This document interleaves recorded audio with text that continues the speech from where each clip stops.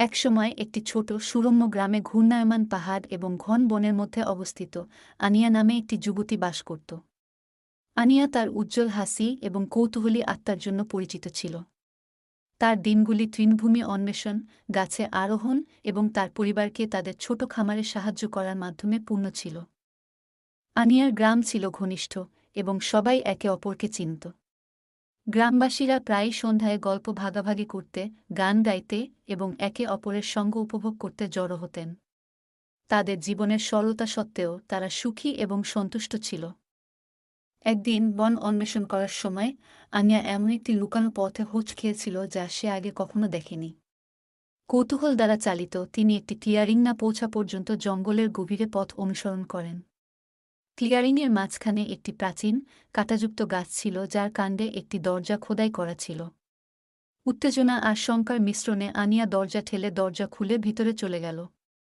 তার বিস্ময়ের জন্য গাছের অভ্যন্তরটি একটি আরামদায়ক, জাদুকরী ঘরটি বই, অদ্ভুত শিল্পকর্ম এবং উজ্জ্বল স্ফটিক দিয়ে ভরা। সদয় চোখ এবং উষ্ণ হাসি দিয়ে একজন বয়স্ক মহিলা তাকে অভ্যর্থনা জানালেন। তিনি নিজেকে ইলারা হিসাবে পরিচয় করিয়ে দেন, গ্রামের দীর্ঘদিনের ভুলে যাওয়া অভিভাবক। ইলারা ব্যাখ্যা করেছিলেন যে তিনি শতাব্দী ধরে গ্রামটির উপর নজর রেখেছিলেন, এর সমৃদ্ধি নিশ্চিত করেছেন এবং ক্ষতি থেকে রক্ষা করছেন। তিনি তার জাদুকর কর্তব্যগুলিতে মনোনিবেশ করার জন্য নির্জনে বাস করা বেছে নিয়েছিলেন। যাই হোক, তিনি আনিয়াতে বিশেষ কিছু অনুভব করেছিলেন এবং বিশ্বাস করেছিলেন যে এটি তার জ্ঞান দেওয়ার সময়। আনিয়ার জ্ঞান এবং আত্মবিশ্বাস যেমন বেড়েছে, তেমনি তার দায়িত্বও বেড়েছে। তিনি অসুস্থ প্রাণীদের নিরাময় করতে শুরু করেন, ফসলের বিকাশে সাহায্য করেন এবং গ্রামটি প্রাকৃতিক দুর্যোগ থেকে নিরাপদ থাকে তা নিশ্চিত করেন। গ্রামবাসীরা ইতিবাচক পরিবর্তনগুলি লক্ষ্য করে এবং আনিয়ার দিকে তাকাতে শুরু করে, শুধু বন্ধু হিসেবে নয়, একজন অভিভাবক হিসেবে। একদিন প্রচণ্ড ঝড়ের কারণে গ্রাম ধ্বংস হয়ে যাবে। বাতাস চিৎকার করে উঠল এবং আকাশ অন্ধকার হয়ে গেল। আনিয়া জানত এটা তার পরীক্ষা। ইলারার শিক্ষা তার হৃদয় নিয়ে তিনি গ্রামের প্রান্তে দাঁড়িয়ে প্রকৃতির শক্তিকে আহ্বান করেছিলেন।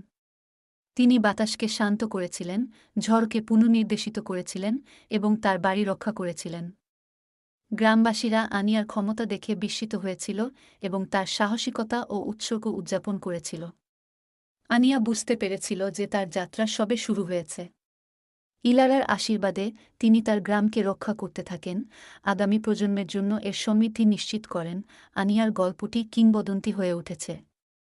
যুগ যুগ ধরে চলে গেছে, ভবিষ্যৎ প্রজন্মকে তাদের অনন্য উপহার গ্রহণ করতে এবং তাদের চারপাশের বিশ্বকে রক্ষা করতে অনুপ্রাণিত করেছে। এবং তাই ছোট গ্রামটি সমৃদ্ধ হয়েছে, চিরকাল কৃতজ্ঞ সেই ছোট্ট মেয়েটির কাছে বড় হৃদয়ের সাথে। ভিডিওটা ভালো লাগলে একটা লাইক ও সাবস্ক্রাইব প্লিজ বন্ধুরা।